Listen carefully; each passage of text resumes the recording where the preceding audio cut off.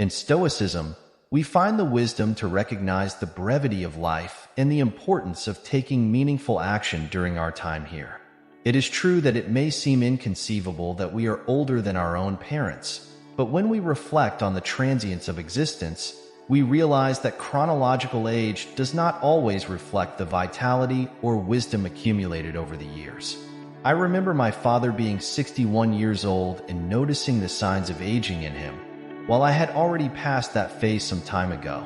This reflection only highlights how quickly life passes and the importance of taking advantage of each moment to grow and evolve. Life is too short to be content with little things. We often come across the possible syndrome, where we look for the most comfortable path and limit ourselves to only doing what we consider sufficient. However, in Stoicism, we are encouraged to embrace a different perspective. Instead of saying, "I do what I can" with resignation, we should exclaim with enthusiasm, "I do what I can." This exclamation point reflects a genuine commitment to taking action and doing what we can. We must not give up in the face of challenges or settle for mediocrity. We must seek greater integration in our activities, a less destroyed and polluted environment, more ambitious goals, and a truly protective family. Stoicism values the sense of responsibility and determination to do what must be done. We are not content to simply exist passively, but rather to act actively to strengthen what is necessary for a fulfilling life. We take responsibility for our own happiness and growth, seeking to reach our full potential. So instead of holding ourselves back to the reticent, "I do what I can," we embrace the "I do what I can" with enthusiasm and determination. We recognize that we can make a difference and that every action we take contributes to a better world. We do not abandon what needs to be done, but rather embrace the challenge of living fully and constantly seeking excellence. In Stoicism, we recognize that doing what we can is more than just empty expression. It is a call to action to not only recognize the problems that surround us, but also to take concrete steps to solve them. When a person insistently repeats, "I do what I can," they are often just using it as an excuse to avoid taking action. It is a sign of resignation and lack of real commitment to change. However, we must remember that there are moments throughout history when individuals and nations had the courage to do more than possible. Portugal, for example, is a nation that has left a mark on literature, culture, and history. Since my childhood, I studied the stories of Infante Dom Henrique and his influence on the country's maritime expansion. By coming into contact with the literature and stories of men and women who lived there, I recognized the strength of religion in this nation, especially the devotion to Fatima. It is a reminder that we cannot underestimate those who have deep faith, even if we do not share the same belief. It is an individual and respectable choice. When I meet very religious people who are always repeating the mantra, "Someone has to do something," especially if they have a similar Christian background to me, I remind them of the example of Jesus. There is a passage in the Gospel that stands out, where Jesus is informed of the death of his friend Lazarus. He goes to the tomb and, with a powerful phrase, says, "Arise and walk." This message is one of the most powerful we can absorb from Christianity. It is a call to action, to not just do what we can, but to stand up and do more, to overcome our limitations and achieve great things. Jesus didn't say to get up just a little, or to rest a little longer. He called on Lazarus to get up and walk. Therefore, for those who repeat, "I do what I can," in a complacent manner, we must remind them of this inspiring message. It is a reminder not to settle for the minimum and to settle for resignation. We are called to stand up and walk towards a greater goal. It is an invitation to seek excellence and do what really matters in our lives. In the world of religions, there is something to be thought about. I insist on a notion. You and I have religion or not, by choice. It's not a state issue, it's a public issue. It is not an issue in which a government should interfere, protecting or harming. This is what is called a secular state. A secular state is not an atheist state. is one that neither favors nor prevents people from making their choices. But the religions and books are everywhere in the world. But I take the liberty of using Portugal as an example again. Portugal is a nation in which these religions intertwine: Judaism, Christianity, and Islam. These three religions each have a book as a reference, and this book has narrations that intertwine. Be it the narrative within Judaism, be it the Bible of Christians, or the Quran of Islamists. These three great religions tell you something for you and me to think about. The three of them say that when we are gone, and you are gone and so am I, there will be a final judgment. What scares me about the idea of a final judgment is not that it is final, it is that it is judgment. These religions say that when we leave, the divinity will call us aside and say, "Come here for a talk. Sit here with me." And then, in your life while you were alive, why did you do what you did, and why didn't you do what you didn't do? And why did he do what he did as he did? And why did he stop doing what he should have done? You know that there are people who stop looking for answers only when they don't have time. And it's interesting, because in addition to the idea that you can believe in this or not, the notion of a life that, even though it's short, is not small puts us in the task of, whatever we do, doing our best.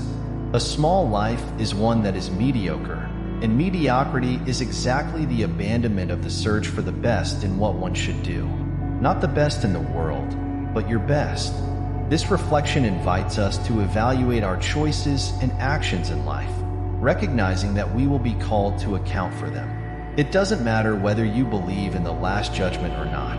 The notion of a life that is not insignificant challenges us to strive for excellence in everything we do. Mediocrizing yourself means abandoning the search for the best, resigning yourself to mediocrity and conformity. Therefore, may these words inspire us to act wisely and diligently, to do our best in every opportunity that life presents to us. We don't know when the moment of this final judgment will come, but we can choose to live in a way that makes us proud of our achievements, our decisions, and the path we take. May we thus seek virtue and plenitude in our existence. There is a reflection that deserves to be made, regardless of whether we have a religion or not. The choice is ours, not the state's, as we live in a secular state, which does not favor or impede beliefs. The focus now is on the religions in the book, such as Judaism, Christianity, and Islam, which have intertwined narratives. These religions believe in a moment called the Last Judgment, in which we will be summoned by a deity for an intimate conversation. We will be asked about the actions we took or failed to take in our lives and how we carried them out.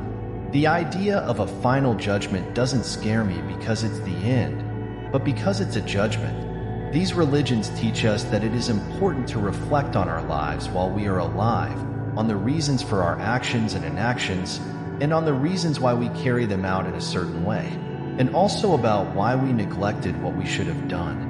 Some people stop looking for answers only when it is too late. And it is interesting to note that, beyond a matter of belief, the notion of a life that is not insignificant challenges us to always seek our best. An insignificant life is one that conforms to mediocrity, abandoning the search for excellence in all areas. It's not about being the best in the world, but about being the best we can be, according to our own way of being. This search for excellence does not imply arrogance or presumption, quite the opposite. I have no desire to be better than you unless we are involved in healthy competition, such as a card game, a contest, or a football match. In these cases, competition brings with it the spirit of the game, fun. In life, however, my desire is to be my best, taking into account the specific circumstances and conditions in which I find myself.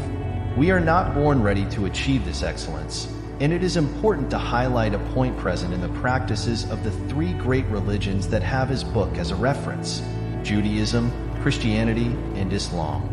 These religions believe in the Last Judgment, a time when we will be called to account. The idea of the final judgment is not to be the end in itself, but rather to go through the experience of judgment. Divinity will call us to an intimate dialogue, questioning our choices, actions, and omissions.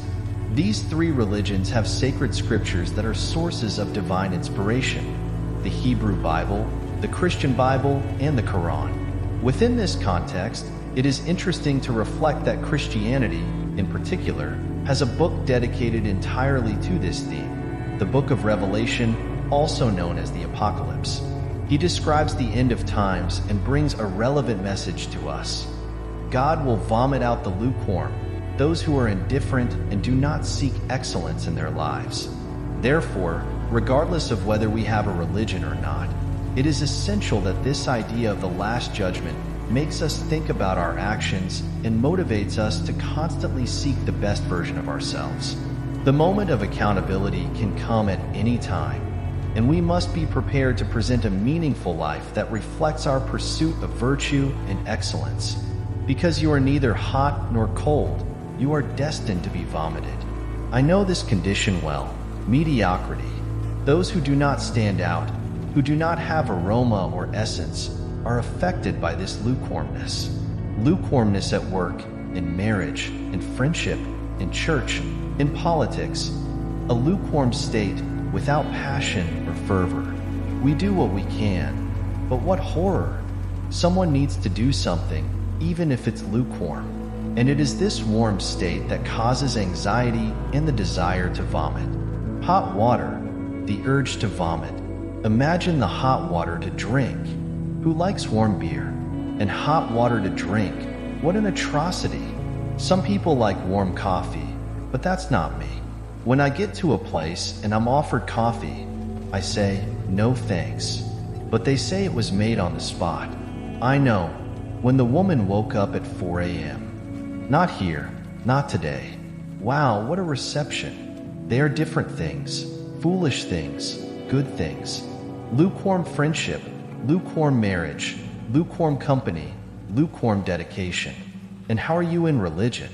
Oh, I am, but I don't practice. So, this is not being religious, because religion implies practice. This idea is interesting, because, among other things, God will vomit out those who are lukewarm. Have you thought about that? Do you know warm people? Those who don't dedicate themselves to their marriage and say it's bad. Worse than ever.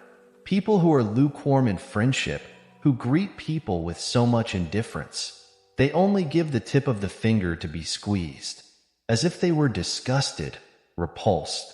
Warm people, warm at work. How are you at the company? Let's take it. Let's see what happens. Lukewarm in coexistence, in action, in affection, in work, in religion. I know people like this, and maybe you do too. Those who choose the time of Mass or worship based on how brief it is. I go to Mass at 10 on Sunday, where the priest does a short Mass. What for, after all? Do they think God himself is a fool? They call him all-powerful, but it seems that he doesn't know that they choose a short Mass. God will vomit out the lukewarm, but still, we do what we can, and if anyone asks, the answer will be that everything is done in the name of seeking so-called happiness. Don't be lukewarm. If you like to add knowledge and want to be part of our Stoicism Academy, sign up and follow our videos, comment, and, if possible, share your experiences on the topics covered in each video. Thank you in advance for joining us on this adventure. To the next.